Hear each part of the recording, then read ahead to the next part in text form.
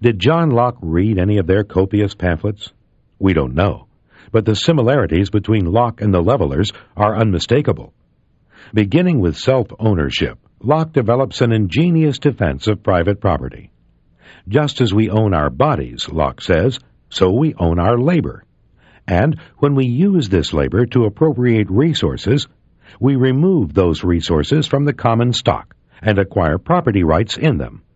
The labor of a man's body and the work of his hands, we may say, are properly his.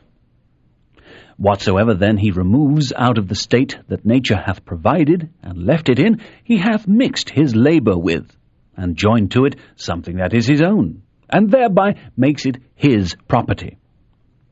It being by him removed from the common state nature placed it in, hath by this labor something annexed to it, that excludes the common right of other men.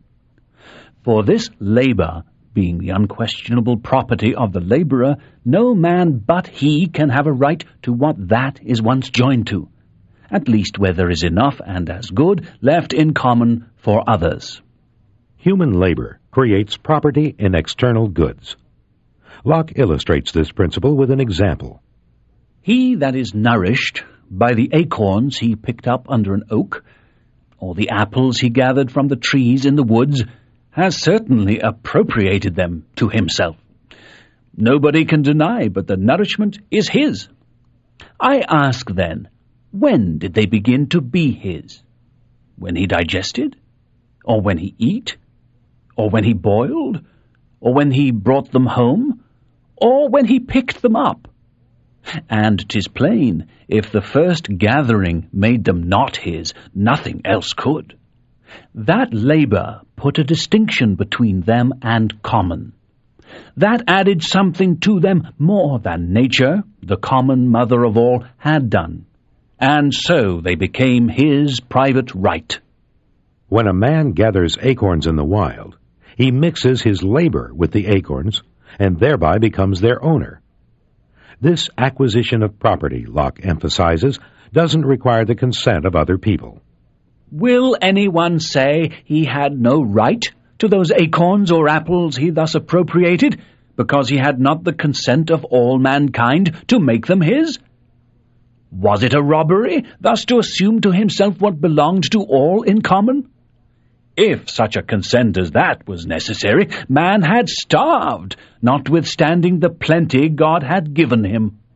Hence, private property doesn't depend on the approval or consent of others, including government. Private property is not a social convention.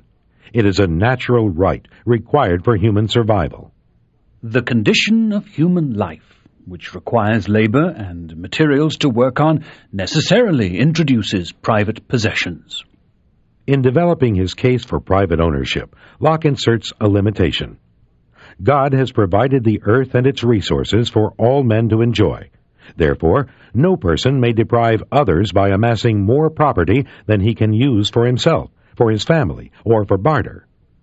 When Locke applies this limitation to food and other perishable goods, he reaches this conclusion. As much as anyone can make use of to any advantage of life before it spoils, so much he may, by his labor, fix a property in. Whatever is beyond this is more than his share and belongs to others. Nothing was made by God for man to spoil or destroy. Locke believes this spoilage limitation was of little consequence in the early ages of mankind, because the earth produced more than enough to feed a sparsely populated world.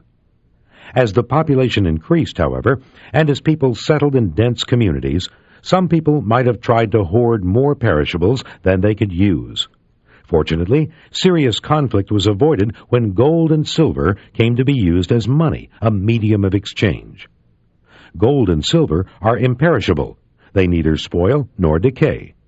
Thus, when men agreed to use precious metals as a medium of exchange, it became possible to amass unlimited wealth without violating the spoilage limitation.